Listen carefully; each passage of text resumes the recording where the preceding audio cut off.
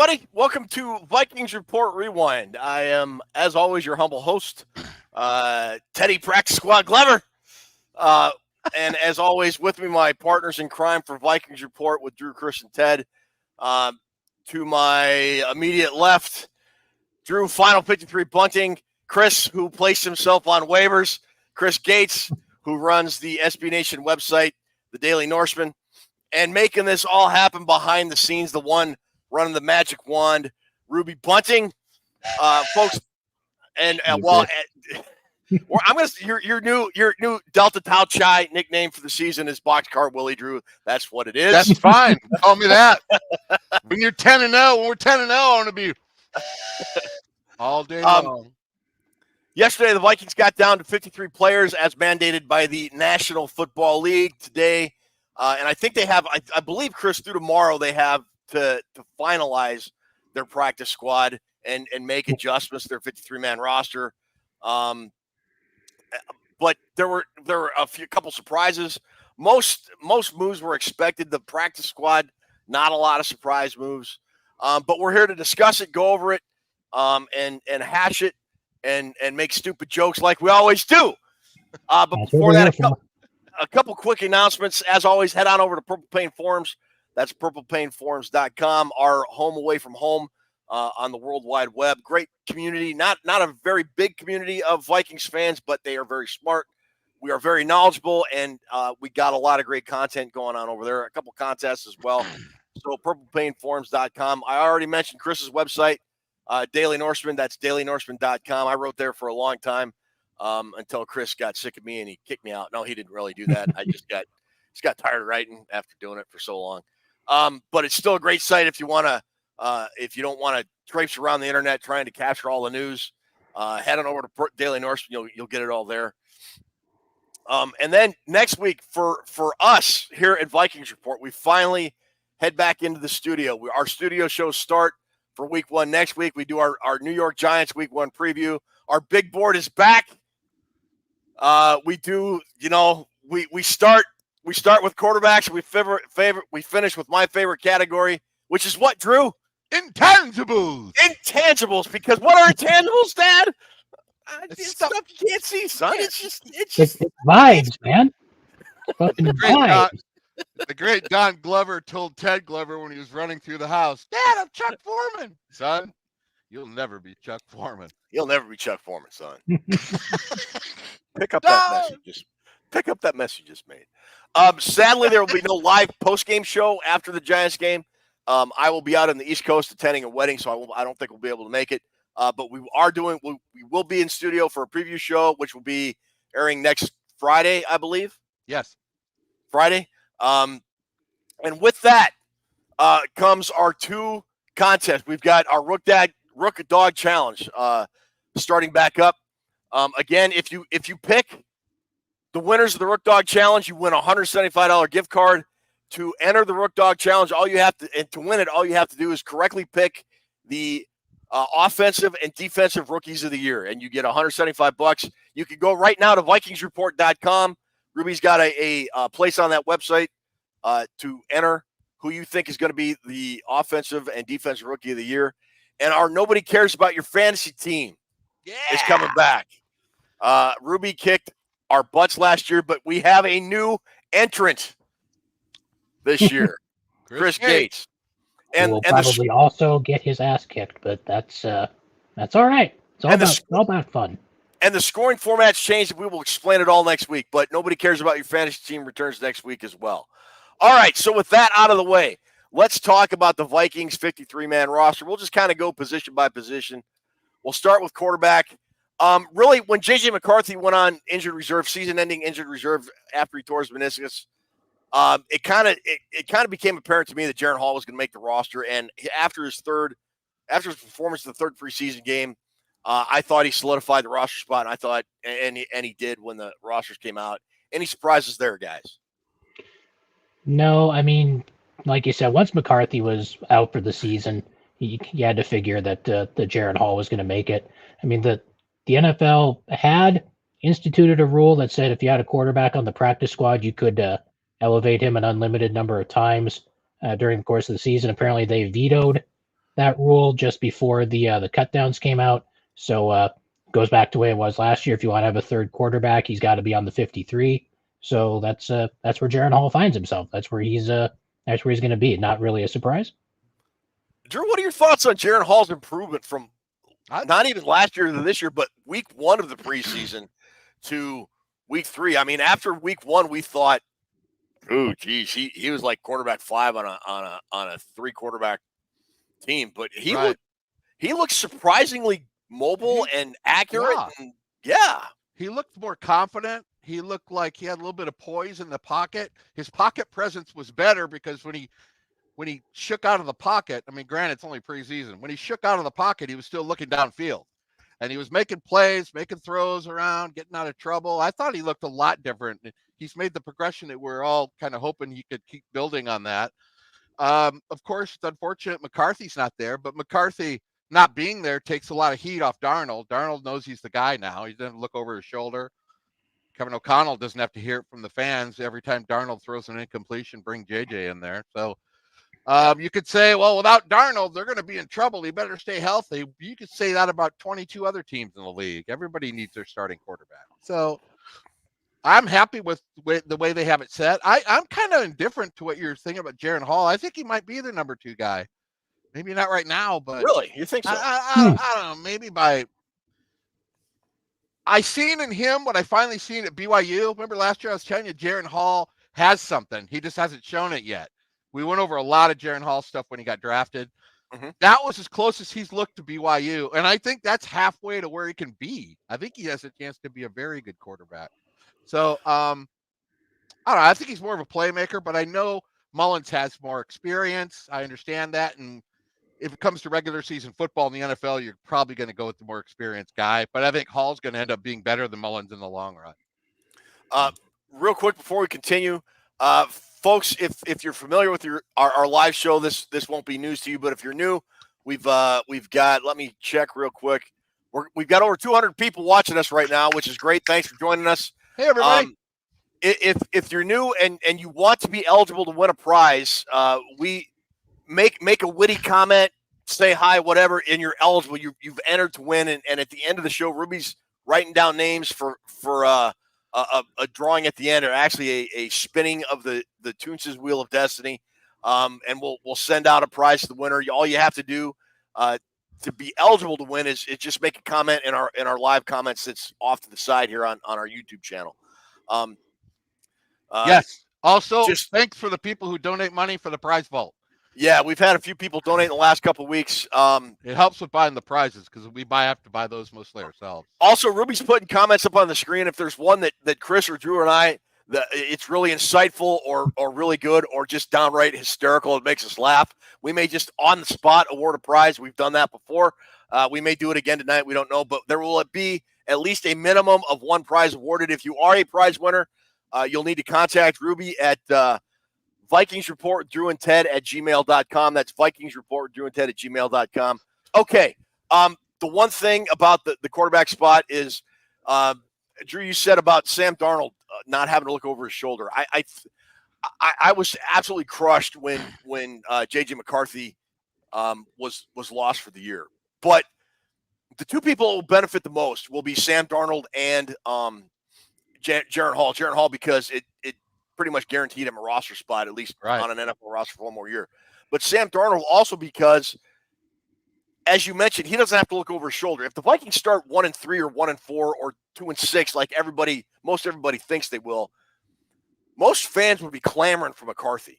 And say what you want, but O'Connell said, look, Sam Darnold's going to play all year. If the Vikings were to start off and come out of the gates really slow, it would be very tempting to throw McCarthy in whether he was ready or not. Right. And now that is completely off the table. And I don't think you're going to go unless Sam Darnold was completely horrible with like 1 touchdown and 9 interceptions or something ridiculous like that, which I don't think is going to happen. But Sam Darnold is safe, I would think, Chris. Yeah, I mean, we talk about Nick Mullins, and Nick Mullins, he makes things exciting. He also can't stop throwing the ball to the other team, which is generally bad. So, Darnold's the guy now, and like you said, if the Vikings were to get off to a slow start, everybody would be screaming for J.J. McCarthy, but we can't do that because he's out for the year. There's nothing we can do about it now, unfortunately. So I know we all wanted to see him this year, and we're all already looking forward to 2025 already and getting him out on the field. But yeah, Darnold's just about as safe as he can be at this point, I think, because there's really nobody out there that's going to come out of even free agency or wherever else that they could replace him with. I don't reckon. Yeah. So moving on, and we're going. The Vikings kind of removed their depth chart off their official site. We're going off the ESPN official or the Vikings depth chart off that's posted on ESPN. Running backs. That would be the really big surprise, I think, came at the running back position when the Vikings waived Kane. Everybody have fun tonight. Everybody Wang Chung tonight. Wang Wu. And they only have 3 running backs on the roster. Well, actually 2 running backs and a fullback. They've got Aaron Jones and Ty Chandler as a running back, and they got C.J. Ham at the fullback. and kind of everybody anticipated, well, okay, well, all right, they cut Wang Wu, and they're going to wait for somebody to, like Dante Freeman, for example, was waived. Everybody just assumed they when the roster shuffling occurred that they'd grab another running back, and they didn't. So right now they only have 2 actual running backs on the roster in Jones and Ty Chandler. It's kind of a surprise to me, Chris. Is that a surprise to you? It is because sometimes you could probably get away with having 2 running backs, but not when one of them has the sort of injury history that Aaron Jones has had over the last couple of years. I mean, if something happens to Jones and he goes down, it's Ty Chandler and nothing with the way the depth chart is set up now. I mean, they wound up bringing Myles Gaskin back to the practice squad, but I mean that they re-sign and release that guy like once a week, I think. So he's not really an answer or anything like that. But yeah, I was really surprised that they didn't jump on a running back as part of the roster claims or anything like that today. Drew, what about you? That was my biggest surprise of all, was the running back group getting McBride, Wang Chung, and Gaskin all looked really good in the preseason. They all ran hard. They all, especially Wang Wu. I mean, that's what we've been waiting for, to see that guy. And he went to what, the Saints? There's no getting him back now. He got picked up. Yep. For all the reasons I left it out. McBride wound up on the practice squad as well, so they've got both him and Gaskin on the practice squad. I know Ham's a fan favorite. I know he is. I like C.J. Ham. Hell, he did an opening for our show once, didn't he? Didn't he and Madison do a little promo for us? I like C.J. Ham. But it gets to be, why do you have a fullback on the roster? Why do you have a roster spot for a fullback? I don't think, does he do enough to get a roster spot? I mean, no. You guys tell me what I'm missing scheme-wise. What am I missing schematic-wise? Where, I mean, let me know, Ted. I'm interested to know. He only had 2 carries last year? Yeah, last year he only played 19% of the offensive snaps. Okay. So 1 out of every 5 plays he's actually on the field. Well, I don't.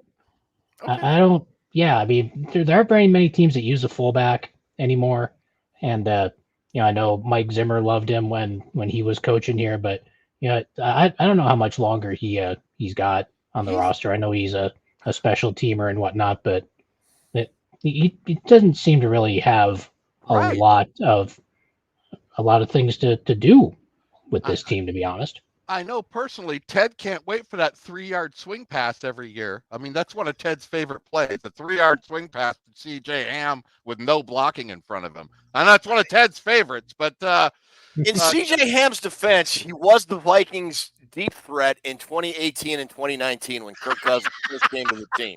If you recall, 45 yards downfield, Kirk targeted him 3 times a game. No, I'm not trying to hate on CJ. Man. By the way, hello to everybody in the chat. Hope all the regulars are there because I love all you guys. Thank you for supporting our show and showing up tonight. You know who you are. G-Mac, Reggie, all you guys. But Ham, it gets to a point, Ted, where you say, what? Does it? Oh, KOC didn't have a fullback over when he played with the Rams, when he was head coaching at the Rams. I mean, coordinator with the Rams.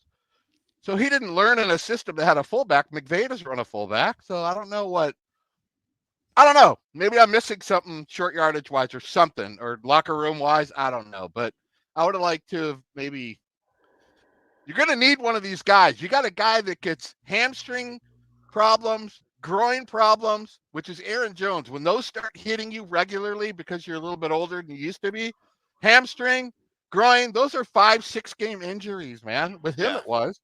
Yeah. You're going to need one of those guys off the practice squad. You are. Chandler can do it by himself. Chandler's not an every down back game after game. So I'm kind of surprised by that. I'm surprised Gaskin isn't on the 53. So we'll see. We'll see if the Vikings do something at the running back position in the coming days. They can still make some moves. We'll see what happens. But right now the Vikings are only carrying 2 active running backs plus perennial deep threat CJ Ham. On their final roster, they only have 4 wide receivers: Justin Jefferson, Jordan Addison, Brandon Powell. They have 6 wide receivers: Justin Jefferson, Brandon Powell, Jordan Addison, Tristan Jackson, Jalen Naylor, and Trent Sherfield, senior. So Jefferson, Addison, Naylor are 1, 2, and 3 respectively, with Powell, Tristan Jackson, and Sherfield senior rounding out the 6. So 7. Counting CJ Ham. Yeah. Oh, well, yeah, 7 with Ham as deep threat. Yes, yeah. You line CJ Ham out wide, and offensive coordinators are literally pooping their pants. Addison, Jackson, Jefferson, Knowles, Powell, Jackson, Knowles? and Sherfield. There's no Knowles in there? No. Knowles. Yeah, it says somebody Knowles. What the hell am I looking at? He was the quarterback for the Eagles when they won the Super Bowl a few years ago, wasn't he? No, they went. The Knowles just went to Ireland and lost. But what the hell am I looking at? Malik Knowles. Sorry, everybody. He went on injured reserve. Yeah. I was looking at the Michigan roster, who also they play Saturday night at 6 o'clock Central. Okay. All right. Thanks for that. All right, 6 of them. So 6 wide receivers. Drew, did they make the right 6? Yes. In terms of wide receivers, I think so too. I think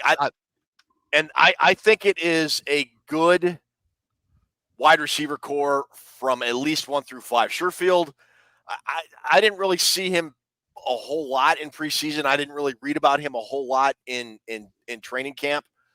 But man, 1 through 5 have impressed me so far. Yeah, I'm not sure if Brandon Powell is a wide receiver 5 at this point, to be honest. I think Tristan Jackson jumped over him over the course of the preseason here. I mean, Powell is still probably going to be your primary punt return guy, but I think he's pretty clearly behind Jackson on the depth chart as far as wide receiver goes right now. I would agree. I've got Jefferson, Addison, Naylor. Naylor? I don't even know her. Jefferson, Addison, CJ Ham, the deep threat.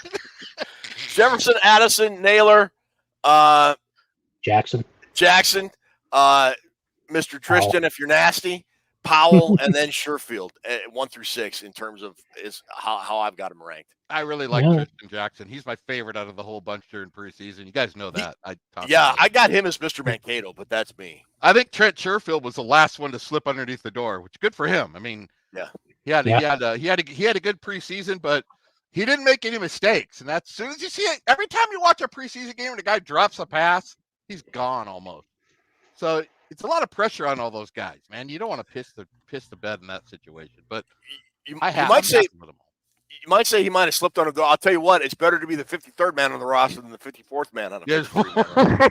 Yep, the Turk will tell you that. I think they can run some 4 wideout stuff here, right, guys? They can run Jackson, Addison, Jefferson, Powell, or Naylor. I mean, they should be without Hawkins in them. Open it up, man.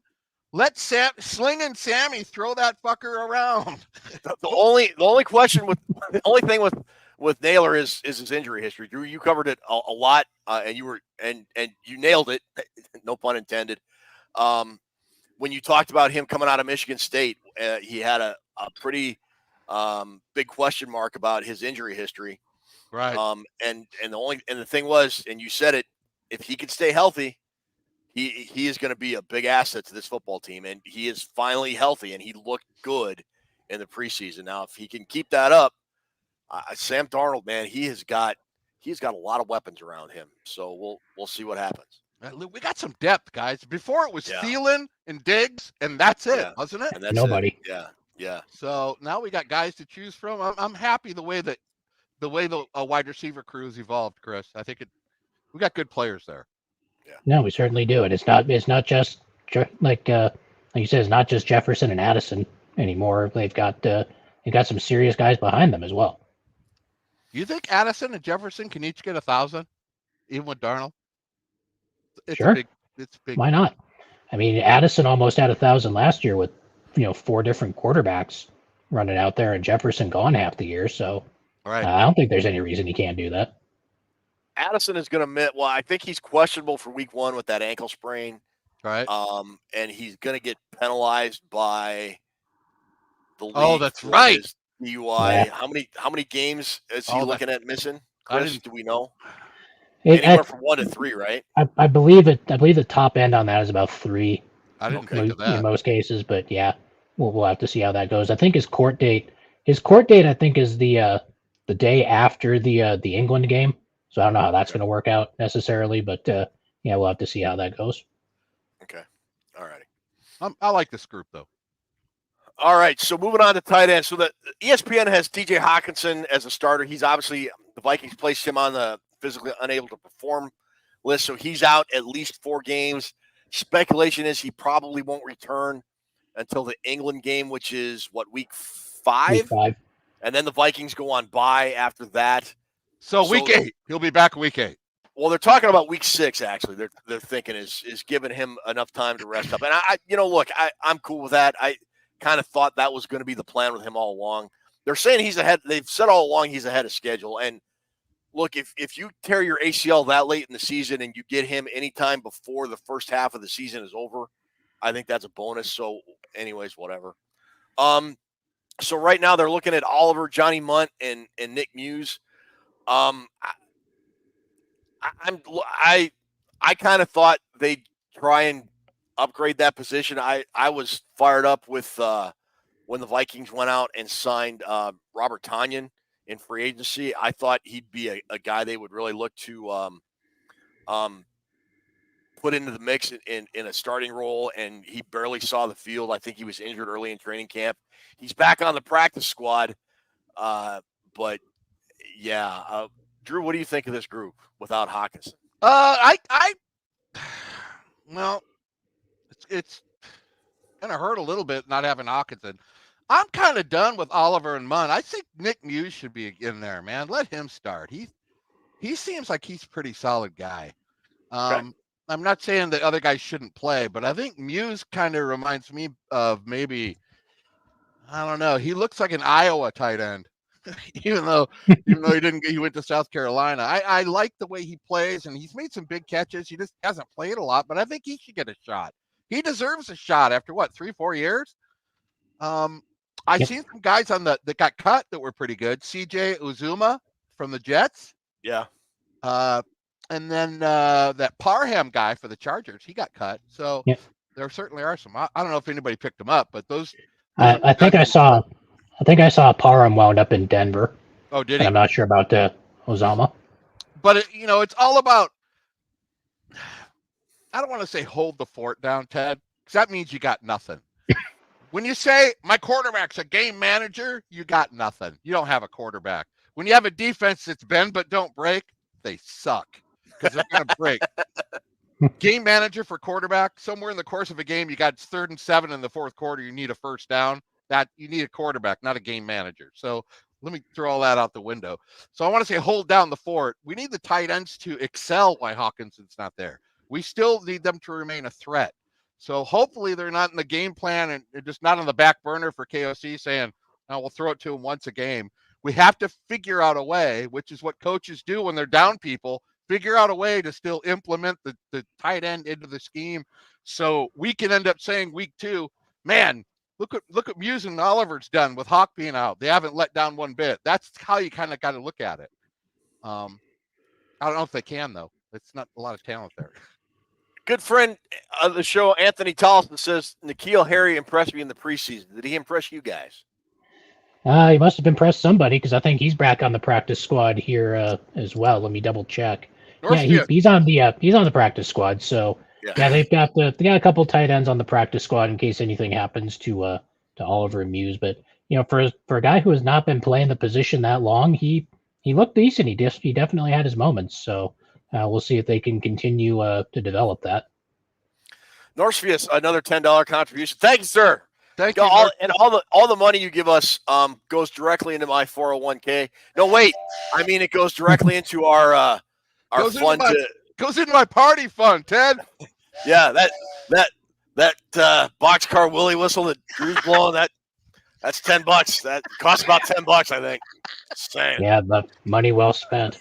Thank you, guys. No, honestly, it helps with prize. It does. It goes. They Drew and Ruby do a great job.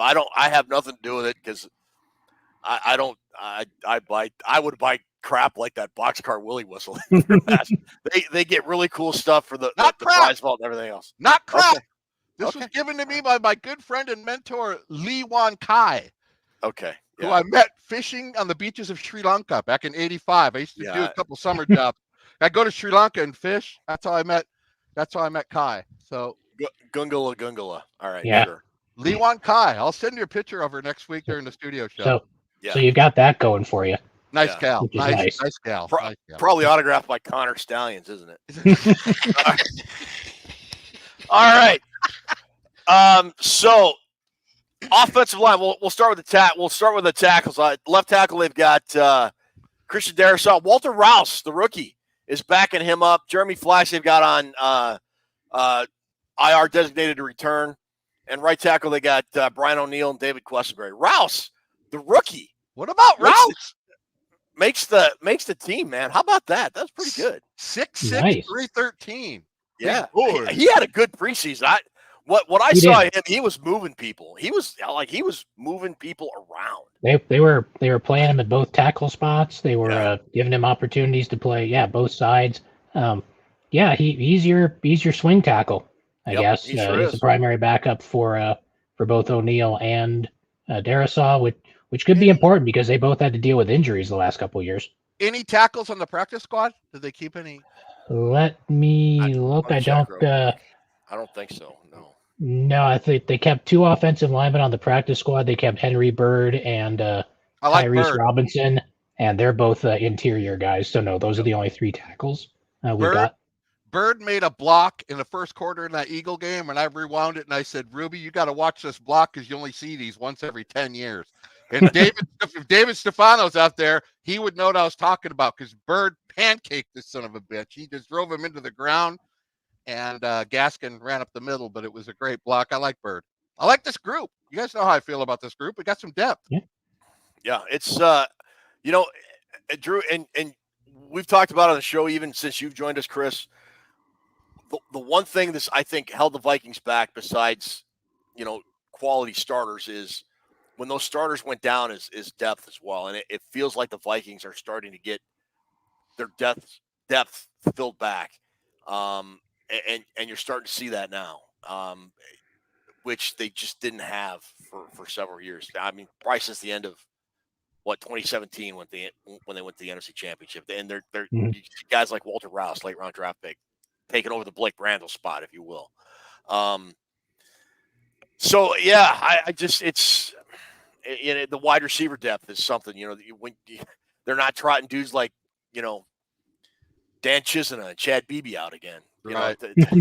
as W wide receiver 3 and 4. You've got quality guys out now. So, all right. So centers, they've got Garrett Bradbury, Dan Feeney, and the guards they have Blake Brandel, Michael Juergens at left guard, and then Ed Ingram starting, and Dalton Reiser on IR designated to return. And Chris, you talked about the 2 guys they have interior linemen on the practice squad. Again, I like the starters. I'm still not happy with the convert a tackle, make them guard, but whatever.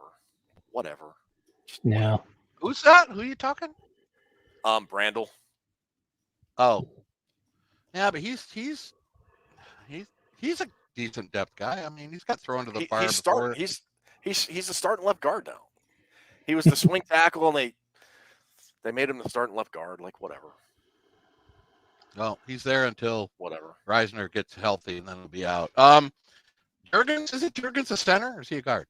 Maybe I'm wrong. He was like listed as center. Oh yeah, Vikings Uncensored. Our good friend Rhino says had him listed as the backup center the entire preseason. Now he's not listed as center, and they've got Rhino. And yeah, this is the ESPN site too. They got Dan Feeney listed as the center. So when Rhino. the Vikings list their depth chart, it'd be completely different. So Rhino, I'm gonna say thanks now for when you send that $20 to us. Thanks, Rhino. No, they do a great job over there at Viking Uncensored. Him and Lance Brunswick. Lance Brunswick really cracks me up. What do you think about the O-line, Chris? Overall, group to group compared to last year or maybe the year before? I think obviously the tackles are outstanding. They're one of the better pairs at the position in the league. The interior, I don't know what else they can do. I mean, they've tried. I mean, we've got Bradbury in there at center, where the Blake Brandel experiment continues at left guard. Ed Ingram takes a lot of flack from people, but I think he's gotten better since he had a really rough rookie year. I'm interested to see how these depth guys work out. I mean, particularly Rouse and Jurgens, considering, they were 2 late round guys and they've done enough to stick around. And, I don't know if they're going to have to lean on those guys at any point anytime soon. But no, this is a solid offensive line. I mean, it's not, Ted talked about the, some of the guys they've run out here at wide receiver over the years. I mean, we're not bringing Jake Long out of cryogenic storage anymore to play left tackle or whatever. Having that dude blow a knee after 2 games or whatever, and then running Willie Beavers out there at left tackle and whatever else. What about Mike Remmers? What about Mike Remmers? You miss him, Chris? He wasn't terrible or nothing, I don't think. But who was that one guy that caught so much flack? Played left guard. I mean, TJ Clemmings. TJ Clemmings. TJ Clemmings too. Guy caught a lot of shit from people, didn't he? He did. In defense of Jake Long, and I can't believe I'm defending a Michigan guy. He had retired, and he had been retired for half a season, and was probably enjoying the retired life, having a couple of extra beers at night, not working out, and he had what knee and back problems. I think is because why he retired. Right. I think he played 2 games, and within 2 games had become the best Vikings offensive lineman that year. And then blew his knee out for the final time. Yeah, on like the second to last play of a game against Washington, he got his knee just ripped up again. Funny story. Jake Long went to practice when he was in sixth or seventh grade. He went to practice with the high school guys. And during the practice, the high school coach goes, "Well, I think I found my left tackle." And one of the guys that was on the coach with the high school coach says, "Well, we can't use him." And he's going, "Why?" Because he's in 6th grade. He's just practicing with him. And the guy's going, "What? He's better than any guy we got here." Jake Long was a great left tackle for Michigan and in the NFL. But yeah. Story never beat 0-4 against Ohio State. But that's neither here nor there. All right, moving on to the defense. So the ESPN depth chart has base 3-4 defense. They've got Jerry Tillery, Harrison Phillips, and Jonathan Bullard as the starters, backed up by Levi Drake Rodriguez, who made the 53-man roster, which is just a cool story. Nice. Taki Taimani, another cool story, and Jalen Redmond. If there's an area of worry for me on this team, it would be the defensive line, the interior defensive line, this group right here. No, I don't know how to put it any more plainly. You've got your 3 starters that look to be pretty solid. I mean, Bullard's been decent during his time here. Harrison Phillips works his ass off constantly. Tillery's one of those guys who's a former first-round pick that's trying to prove himself, reestablish himself again. And they're backed up by a 7th-round pick, an undrafted free agent, and a dude that played 4 games in the UFL.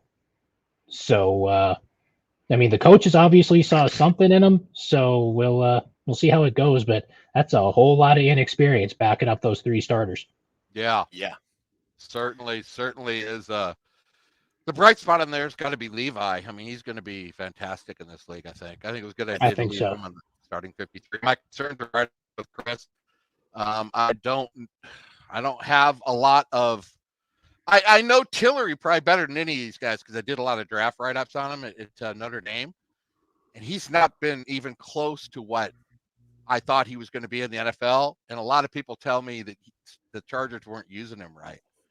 The Chargers had him out of position. So maybe we can reignite that fire. I mean, at Notre Dame, that guy was unblockable during games. So I don't know if we'll get that out of him, but certainly an area of concern with me, Ted, Chris. I mean, where's Richter? Where's Richter? They've got him listed as an outside linebacker, and he he's on the practice squad. On the practice squad. And I was just looking at it, the only interior defensive lineman they have on the practice squad is Jonah Williams. Yep. Not to see how it pans out. We're going to get a couple games in before we really evaluate the defensive line. But there's not a lot of, I mean, you don't look at it and you're not scared by it, Chris. You're not scared looking at that list of guys. No, I thought the Vikings might have been in on someone on the interior defensive line during the waiver claim process today too. But they didn't go after any running backs and they didn't go after any interior defensive linemen. I mean, they must be pretty happy with what they've got. Maybe somebody in the chat can throw up a name. That's one of the things. I never looked at any nose tackles or defensive tackles in the waiver thing. Maybe there was a couple guys that we probably should have mentioned tonight, but don't expect me to prepare too much for the show. You're not going to get a lot out of me. We may not be prepared, but we're not smart either. All right. Moving on to the outside linebackers. Hey, give us your thoughts on the D line, Ted. I mean, like I said, it's the one area of concern I have on the defensive group. Last year, I thought, especially late in the season, they were able to be run on. They couldn't stop the run, and because of that, then they couldn't stop the pass, especially after Byron Murphy Jr. went down. As much as Brian Flores was able to make lemonade out of lemons for the most part, I think they have overall much better personnel. So we'll see. But if there's probably an Achilles heel to this unit, it's probably the interior defensive line right now. It's not an Achilles heel. Is that background you got? I must say, my friend, that is a star-studded background. You got McCarthy with the Winter Wonderland thing, and then you got Tark, and then you got the great Tommy Kramer. They're great, Tommy Kramer. So good backup, except for that T-shirt. You got to. I got to balance out the JJ McCarthy jersey. All right. The outside linebackers, they got or defensive end, however you want to call it. They got Jonathan Bullard backed up by Jalen Redmond. Jonathan Grenard backed up by Pat Jones and Gabriel Murphy, who they put on IR. Inside linebackers, Ivan Pace and Brian Asamoah with Jordan Kunizek on IR. Inside linebacker, Blake Cashman and Camus Grugier Hill. And then Andrew Van Ginkel and Dallas Turner and Jihad Ward. I love that name. Oh, Jihad. We declared Jihad. I love the name. He's going to declare Jihad on the NFC North. Explosive player. I know that. Shut up, Drew. We're going to hell. Fatwa on us, but whatever. All right. This is probably CJ. This is probably the strongest group on the defensive side of the ball. I know that I don't think Renard played a snap in the preseason. Dallas Turner played just a little bit in the preseason. I think Cashman maybe played a little bit. I don't think Van Ginkel played. No, I don't think he did either. I can't wait to see this unit get out on the field and raise some hell. I think they're going to be I think this is going to be the nucleus of the Flores defense this year. And you look at last year with the guys Flores had to work with, and it was okay talent, and he made the most of it. And he had some guys that had career years. But I think the talent he has this year, Daniil Hunter had a good season. but I think these guys are going to be really, really good. I just want to see how. Let me real quick. Go ahead, Drew. I just started 9 starters on there that could play for anybody. That could start for any team. Out of those guys that Ted just mentioned, I have 9 guys that could start. So there's going to be. Go ahead. I think we're loaded at that spot. No, we absolutely are. I'm curious to see how Flores is going to start mixing and matching some of these bodies at linebacker, seeing how many guys he can try to bring at one time. Dallas Turner looked good in the limited action he had, and I'm sure Grenard and Van Ginkel will be ready to go when the season starts. So the Flores is going to have a lot of fun with that position group, I think. Yeah, it's going to be exciting to watch those guys and the blitz combos and the where he has them lined up, how he has them lined up, the combinations he uses with those dudes. It's going to be fun. It's going to be fun to see. And if somebody gets hurt, like we've all been mentioning, got to have depth to win a title. You're not bringing in a scrub, Ted. No scrub. You're bringing in a guy who could be a starter, like I just mentioned, on another team. So it's all about the depth in NFL football. If you don't have it, you're not going to win. So I like maybe our concerns with the D-line interior-wise can be kind of put aside with how much depth we have at linebacker and edge rusher. I mean, hopefully. Yeah, hopefully. We'll see. But that's if there's a way to mask the interior defensive line weakness, it's with these guys right here. Right. By bringing pressure from the edge, and with the linebackers in the middle, that is possibly a way to do it. And when you're running a 3-4 defense, those are the guys that will be able to do it. As long as the interior, as long as the defensive line can at least eat up offensive linemen, and engage them blocking, the linebackers will be able to free flow and move to the ball and move to the point of attack. Hopefully that they can at least do their job, and the linebackers are free to get to the ball, the ball carrier, the quarterback, whatever. So and that's exactly the reason Arnsparger started that 3-4 in the 70s. Linemen eat up the blockers. Let those athletic linebackers make all the plays. So you're exactly right. All right. So moving on to the cornerbacks, we've got at left cornerback. They've got starting Stephen Gilmore backing him up. Fabian Island of Dr. Moreau, undrafted free agent Dwight McLaughlin. Dwight McLaughlin. We just call him McLovin, Ted. McLovin. Yeah. And then sadly, Mekhi Blackman was put on IR right at his training camp started. Right cornerback, they've got Shaq Griffin and Caleb Evans backing him up. And nickelback, they've got Byron Murphy and Josh Patelis. But we know Josh Patelis is going to be used a lot, and Byron Murphy is going to be used a lot.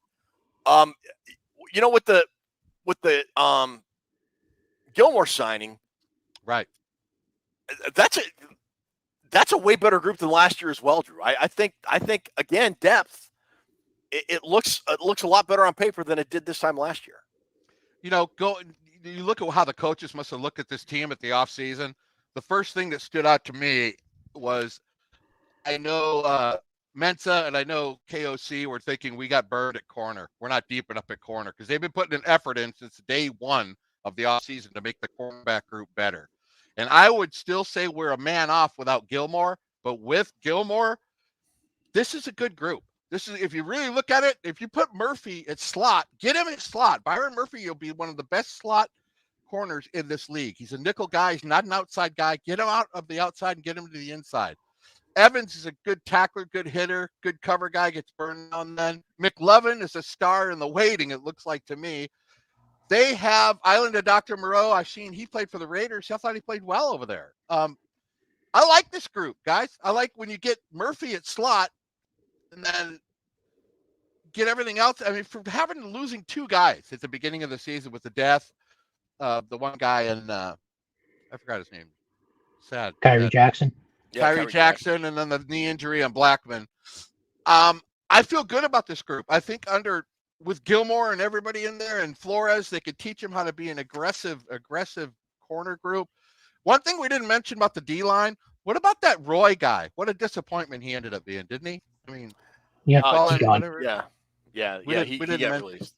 Yeah, that was kind of a bad pick. But I Shaq Griffin, I think Kevin O'Connell is where he wanted to be. I don't think he was happy with the corner group last year. I do not think so.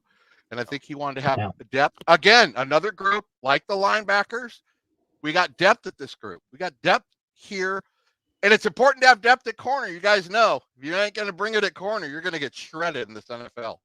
Yep.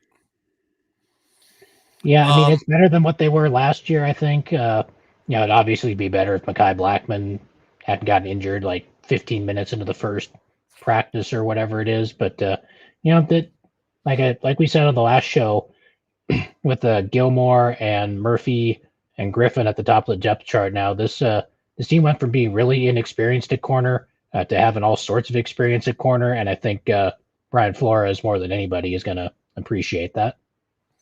And then one kind of a surprise cut, but not really a surprise. Duke Shelley, kind of the come out of nowhere story.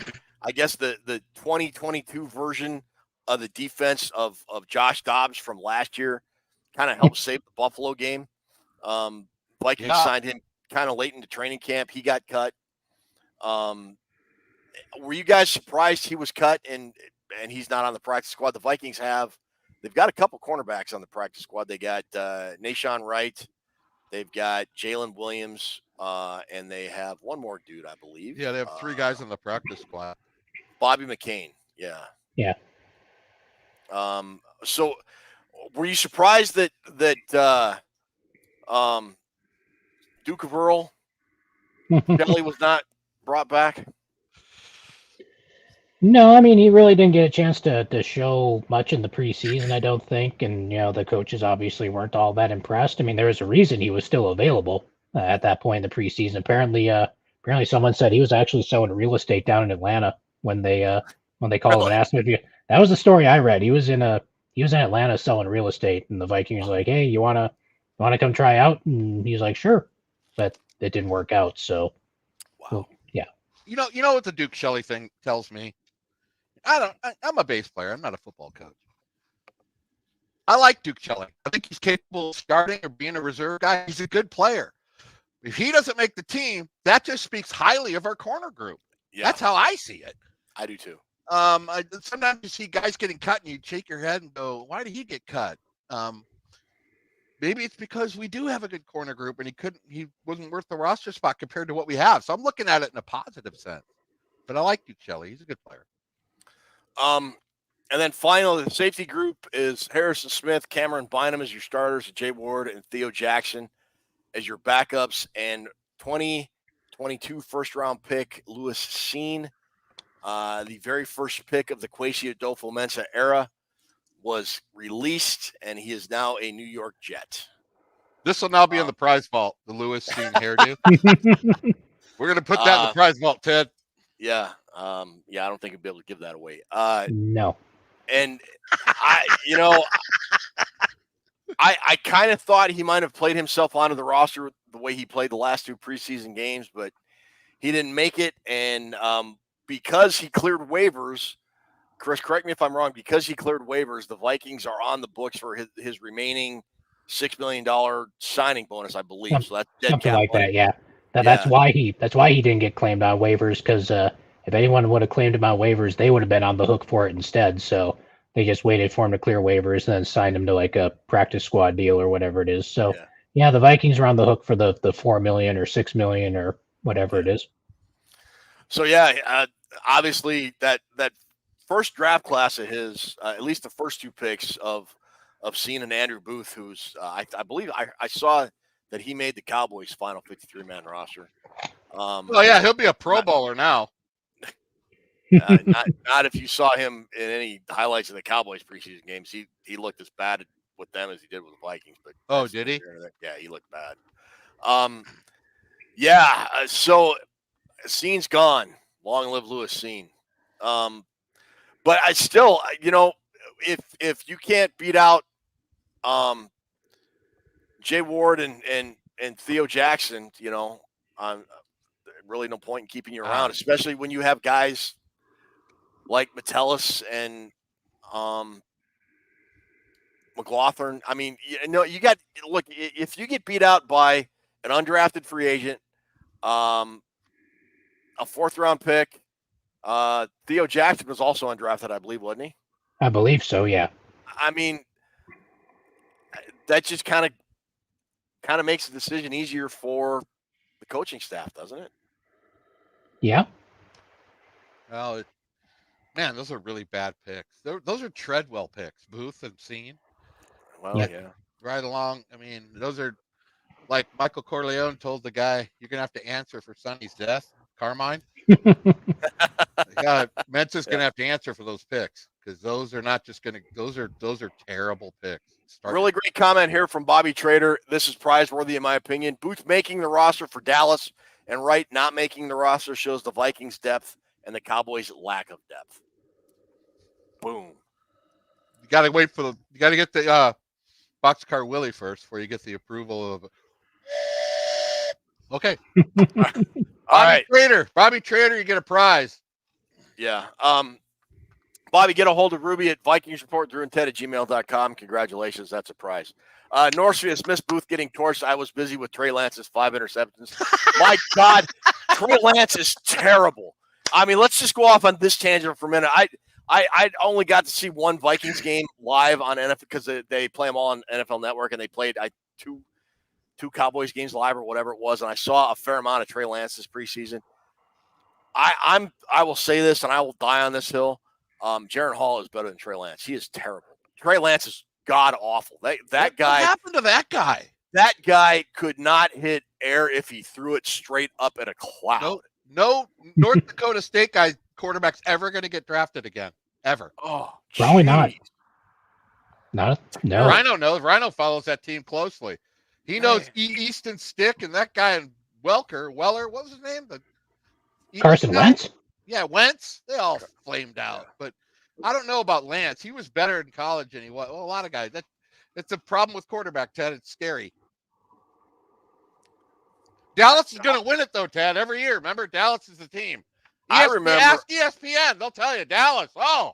I remember when, like, over half of Vikings Twitter was hot and bothered to trade for Trey Lance. And then the year before that, it was who's the dude starting for Cleveland now?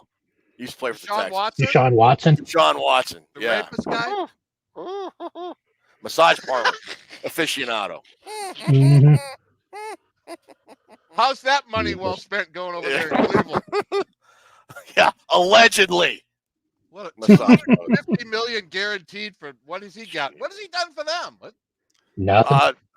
Gone on IR for bad shoulder. Got too many massages apparently, but whatever. All right. So yeah. So what do we think? So that's the Vikings. Well, and then we got we got to talk about the specialists because I got a great name for our new kicker. So the kicker is Will Reichard, punters Ryan Wright. They got punt returner Brandon Powell, kick returner Ty Chandler. What do we think there, boys? Well, I mean, there was a punting battle, such as it was, and then they ended it, and Ryan Wright's still your punter, and Reichard was always going to be the kicker. I mean, I know they had the serial killer guy, whatever the hell his name was, with three names. Serial killer guy, yeah. They cut him. They knew that was never going to be. Yeah. Okay, Ted, what's the name you got? So before we came on there, I had my fantasy draft last night. In the last round, I picked Will Reichard as my kicker. And my fantasy football team name is the Third Reichard. And I'm not apologizing for it. Don't DM me on Twitter. A couple of you have already. I don't care. It's funny because in 12 weeks, I'm going to be alone in a bunker ranting wildly about players on IR that no longer exist. Here's it's a great name, by the way. Here's how I feel about the special teams. I'm going to give him an A because I'm really comfortable with Reichard. And Wright, he's a decent punter. He's proven to me. I don't think Reichard gets enough. I think people are still worried, but that guy's the babyface assassin. They get an A right now. Even DePaola, he's great long snapper. Yep. That's really the only thing you can look at with special teams. Your kick coverage team and your punt coverage team, you can't judge that until you get a couple games under your belt. Nobody knows. Nobody knows how good your coverage teams are going to get. So special teams right now is really the kicker, the punter, and that sort of thing. So I think we're sitting. I feel I'm not as worried about the kicker situation as I was. I think Reichert's good. And people say, well, he's a rookie, the pressure. When you kick for Alabama, and you got to look at Nick Saban on the sidelines, that guy's played in huge games, Ted. All those games, SEC, played in Michigan, all those big stadiums full. Reichert's not going to be thrown by any kind of nerves. What? Real quick, what do you guys think of the new kickoff format in the NFL? I like it. Chris? I love it. You like it? I like it. Yeah. Yeah. Okay. It's good to actually see guys running back kicks. I like it. Yeah. One of the few things they did right. Yep. You can real quick. The onside kick thing. I want to ask you guys something real fast. I want to ask you this. The committee that makes these decisions, bunch of suit and tie guys, right, that sit around a table and have a $800 breakfast and orange juice and all this, and then they decide to get to work. Let's figure out what we're going to do about the onside kick. Somebody mentioned we should make it that the team has to announce the onside kick. Not one person at that big round table said, why would we do that and take the element of surprise out of the game? Nobody said that. They all agreed on that. What the hell is going on? I just wanted to ask you that question. I know the onside kick isn't really that important when you think of the grand scheme of things, but you have to announce to the other team. What is that all about? Who would agree on that? The element of surprise is the only thing that makes the onside kick exciting. Come on. Yeah, I know. It's dumb. It's dumb. Oh, well. It is what it is. All right. A little bit more juice on that. All right. Well, Ruby, are you there? Hello. All right. Oh, by the way, with the team name Third Reich guard, I am not coach. I am Obersturmführer. That's my. All right, you ready to spin the wheel, Ruby? Yep. So I couldn't find my regular spinner, so I had to go with this one. Woo. Does it have sounds? Yes. Ready? That's all that matters. Wow, that's cool. I like that one. Pink Floyd effect right there. Well, it's supposed to have sounds. It kind of does.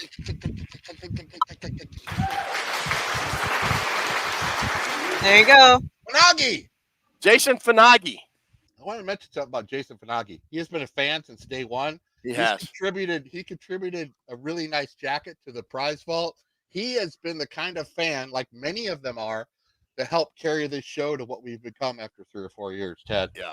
Jason Finagi is a quality individual, just like all the rest of you are. Yep. Nick Howard, all of you guys. All you guys. You know who you are. Yeah. Yeah. Big. Yeah. You guys are all great. This show, I mean, I'm looking at it right now on the YouTube channel. We're at 25.7 thousand subscribers, which is like a ridiculous number to me. Anyways, it's just cool. So congrats, Jason. You know the drill. You're a former prize winner. You've contributed to the vault. Go pick the jacket if you want, but go pick a prize. So again, we will be back in studio. Look for our studio show next Friday. Again, no live show. Sadly, I will be out of town. But look for week 2 studio show and live post-game show, and then throughout the rest of the season. Drew, any last words before we get out of here and call it a night? I'm looking forward to this season, Ted. We are going to fire this thing up. I think the Vikings are going to be a pleasant surprise to what a lot of people are. I don't look at ESPN or all that anymore. I don't watch any of that because they don't know what the Vikings got. We know what they got. And one thing I wanted to say I thought about today, the Vikings were their own enemy last year. Mm-hmm. They lost a bunch of games. They lost the game by the turnovers and they could have won 6 or 7, well, maybe not 6, maybe 5 extra games. So if the personnel is better this year, coaching staff's better, players are certainly better. If they cannot beat themselves, they got just as good a shot as being up there at the top of the NFC North and top of the NFC as any team. I'm excited for this season. I'm fired up. The only drawback was the McCarthy injury, but you know what? It's the Vikings. It's football. This is every year we look forward to this, and I look forward back, to baby. I look forward to doing the studio show next week because Chris will be with us for our first season of weekly. Yeah. And the studio shows leading up to the game is always fun. So I wanted to, but thank everybody for being here tonight, and congrats to the prize winners. And I am fired up on the 53-man roster. I think it's right where we need to be. Chris? No, I absolutely agree with Drew. I think the Vikings are going to be a whole lot better than a lot of the really smart football types seem to think they're going to be this season. People are saying, maybe 5 or 6 wins for this team. I think they're significantly better than that. I think they're at least going to be in the playoff chase late into the season, if not in the postseason somehow. And it's going to be a lot of fun doing these shows with you guys as well, doing the shows during the week and the post games when Ted's family stops scheduling weddings for Sundays during football season because we don't have our priorities anywhere near in order. But I'm gonna make a speech. I'm gonna make a speech at the reception. Well, I'm sure you are. We're gonna have a talk. Chad, YouTube that. Also, stream that live. Kiefer Sutherland's the son of Donald Sutherland. In case you didn't know. I didn't. I did not know that. I thought you would swing getting out of that wedding. You can't be sick or something. No, I almost couldn't because of my injury. But yeah, anyways, be that as may. We're not going to go live. We're not going to go live without you, Skippy. You're our favorite. No. Well. All right. So and I agree with you guys. I think Vikings will be sneaky good. They're going to be better than people think, and I can't wait for them to shut everybody up. And it's going to be a fun season. Nobody's expecting them to do anything, and so when they just sneak up on people, and at the end of the season they're knocking on the playoff door, we can all sit here and go say, you know what, back in August we told you so. We knew. Yeah. And you know what? I don't want to seem like too much of a downer on those draft picks. For every Booth and Scene, there's a Levi Drake, Rodriguez, and there's an Ivan Pace. So there's counters to those bad draft picks. So don't let me seem like I'm Drew Downer. I don't want to, there's guys you pick up that it all kind of washes out, Chris Gates. It certainly does. Every team every year has bad draft picks. Every team. They just do. All right. For Drew, for Chris, for Ruby, thank you so much for joining us. Thank you so much for watching.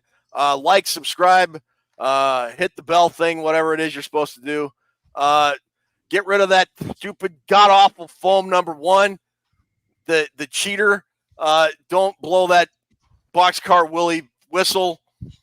SKOL Vikes, and we'll see you in studio next week. Thanks, everybody.